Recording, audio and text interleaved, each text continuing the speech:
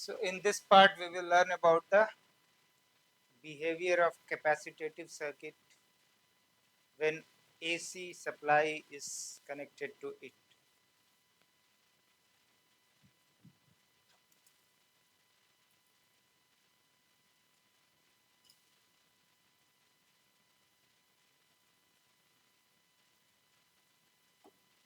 Capacitor in an electric circuit is shown like this.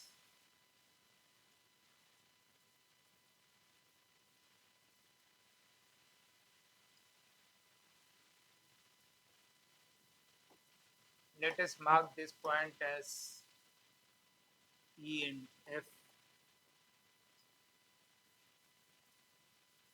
The unit of capacitor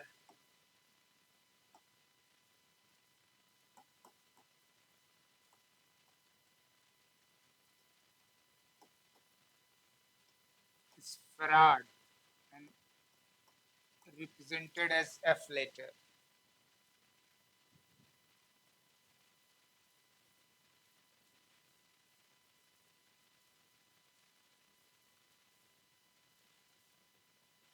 Let us say at T time I alternating current is flowing towards the plate of C.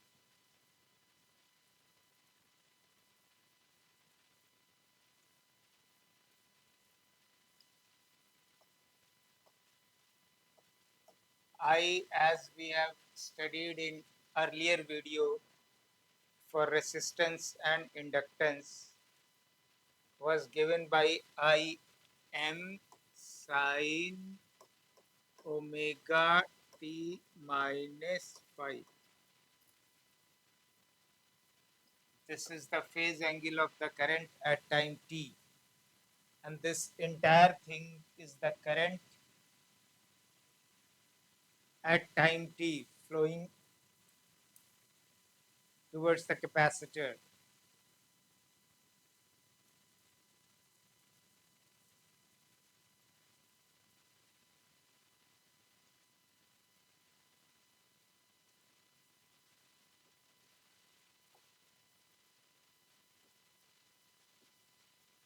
If we write the voltage across capacitor as delta Vc, V subscript C. So delta V subscript C will be equal to potential at E minus potential at F, that is equal to Q by C. C is the capacitance. At T time we should understand that Q charge was deposited on the plate, the positive plate of the capacitor. So on the opposite side of the plate, the negative charge minus Q will be present. So voltage across the capacitor is given by this formula Q by C. What is Q? Integration of dQ by C. So what is D? dQ? dQ is the charge deposited on the plate of the capacitor in dt time. So dq plus dq plus dq plus dq plus dq, that way it has come to q. So that is why it is written dq charge integrated of summation of the dq charge is q. We know I dt is, or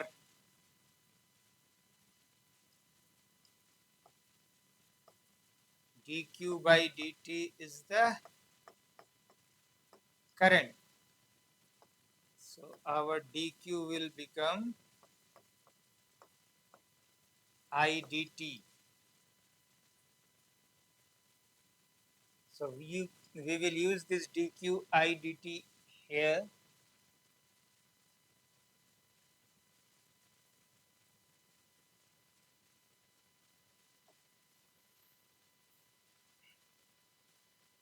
in this equation. So we will rewrite your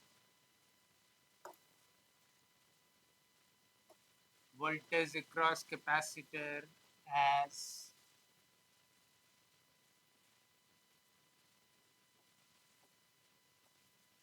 dq by c, and dq is your I dt by c.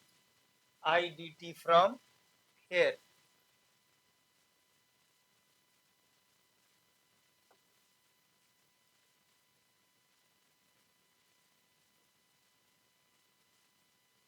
So we will put the value of I now in this place.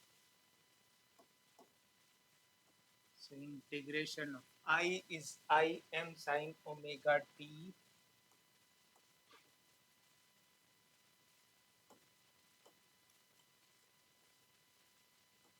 minus phi dt by c.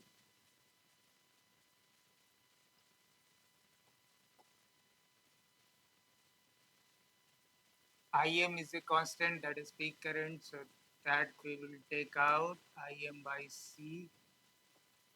So our integration part will be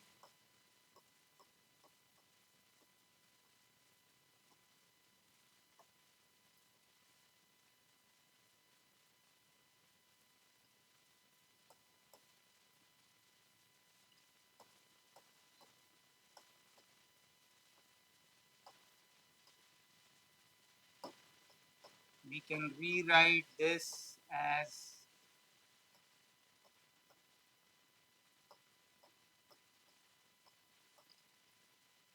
since omega multiplied over here, so omega we will have to divide also. Integration of this will be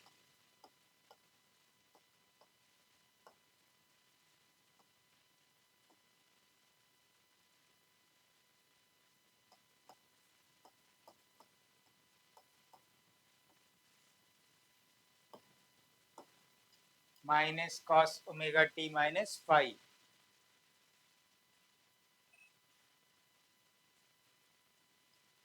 This omega c is your reactance of the capacitor Xc. So we can write this equation as Im by Xc. Now you have to compare the phase angle between the current and the voltage across the capacitors. So this is minus cos omega t minus phi. So can we write it like this?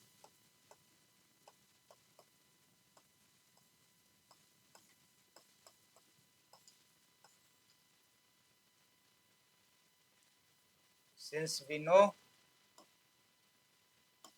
that sine theta minus pi by 2 is minus cos theta. So this is what has been applied here.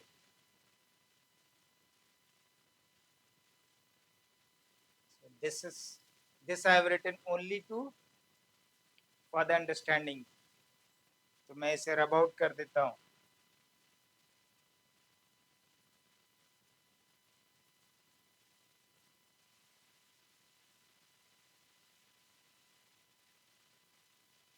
अब इस equation में ये क्या है?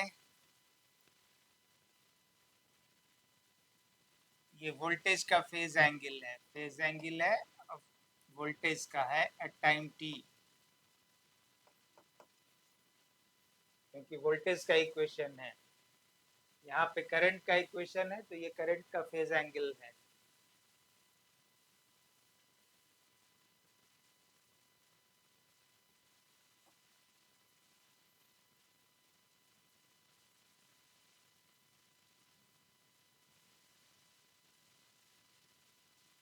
तो अब हम लोग phase angle of current I at time t minus phase angle of delta Vc at time t लिखकर कंपेयर करें क्या मिल रहा है मुझे result. Omega T minus 5 minus omega T minus 5 minus 5/2.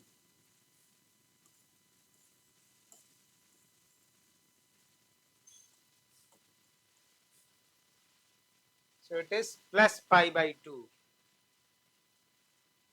So plus pi/2 का मतलब क्या है? हम करंट के फेज एंगल से वोल्टेज के फेज एंगल को डिडक्ट कर रहे हैं, तो इसका मतलब क्या है कि करंट मेरा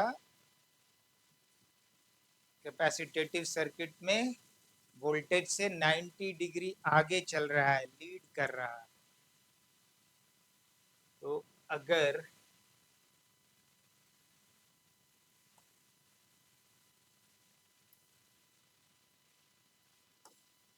वोल्टेज अगर ये है delta V C in this direction,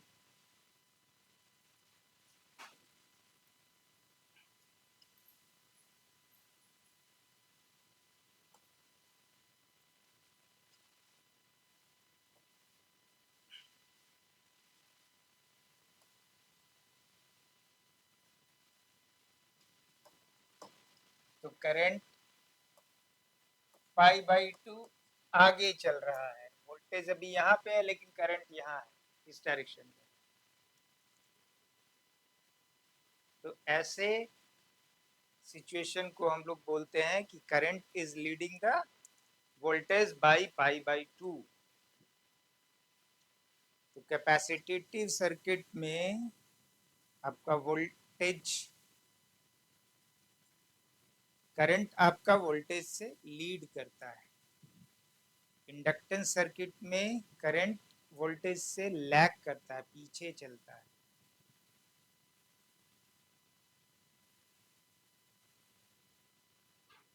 तो फेजर डायग्राम भी आपको इसी ढंग का दिखेगा। डेल्टा वी सी इस डायरेक्शन में होगा तो आई इधर होगा। तो ये हो गई कैपेसिटेटिव सर्किट। जैसे इंडक्टेंस में इलेक्ट्रिकल एनर्जी स्टोर होता है, वैसे ही कैपेसिटेंस में भी इलेक्ट्रिकल एनर्जी स्टोर होता है। ये डिसिपेट नहीं होता है या लॉस नहीं होता है एनर्जी का। तो जो भी इसमें इलेक्ट्रिकल एनर्जी आ रही है वो इसके अंदर स्टोर हो जा रहा है, दैट इज रिकवरेबल। उसके बारे में हम लोग बाद में, अगर आपको इंटरेस्ट होगा तो हम लोग चर्चा करेंगे।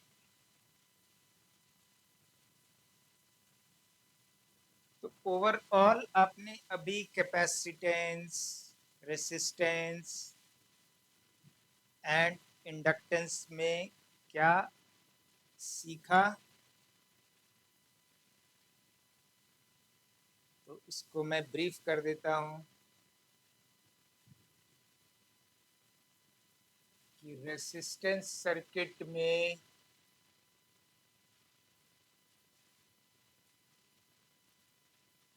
let us go with current only. We should start with current flow.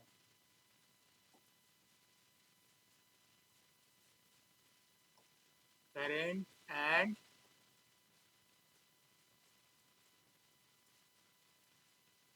voltage has equal phase angle.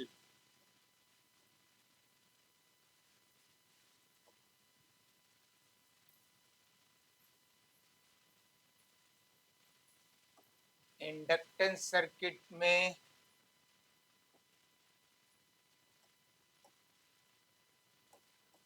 current lags the voltage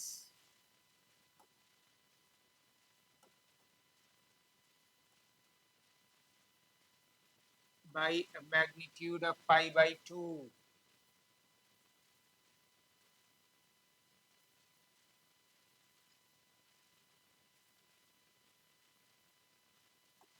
कैपेसिटेटिव circuit में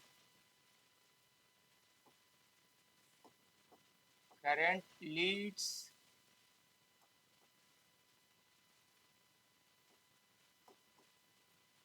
the voltage by pi/2. इस वोल्टेज से π/2 आगे चलता है।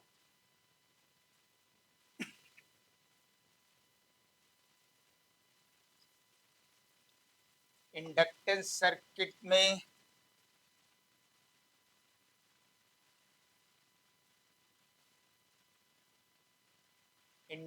सर्किट में रिएक्टेंस जो होता है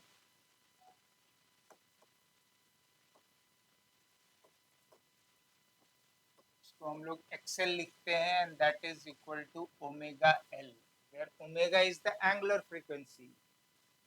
तो ओमेगा को हम लोग 2 पाई, we know that it can be replaced with 2 πf। तो आपको एक्सएल मिल गया 2 πf l, and this xl is called the reactance of the inductor।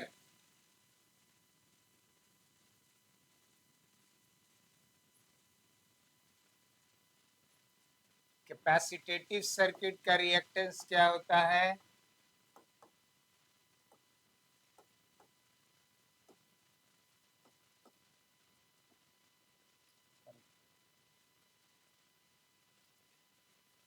तो हम लोग x सबस्क्रिप्ट c लिखते हैं, और वो इक्वल टू होता है 1/ओमेगा c, ओमेगा इंटू सी, जो यहाँ पे लिखा गया है। यहाँ पे देखिए, ओमेगा c को hc से रिप्लेस किया।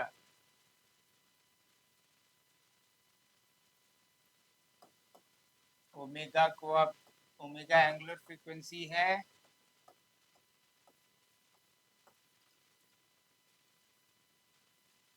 the reactance of a capacitor becomes this, reactance of an inductor becomes this।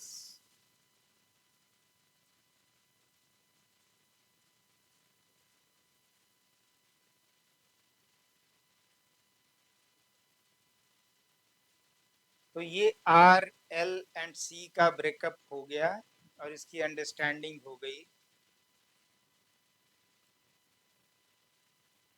Next lecture में मैं आर एल सी सर्किट को इंटीग्रेट करूंगा in series, and will explain how the circuit behaves and how the different equation is obtained, and how those equations can be used as a tool to solve your exam problem. अभी तक कोई भी doubt है इस section में भी, कैपेसिटेटिव circuit में भी? कमेंट बॉक्स में लिखें और स्पेसिफाई करें at which point you have not understood, so that I can elaborate on that. Thank you.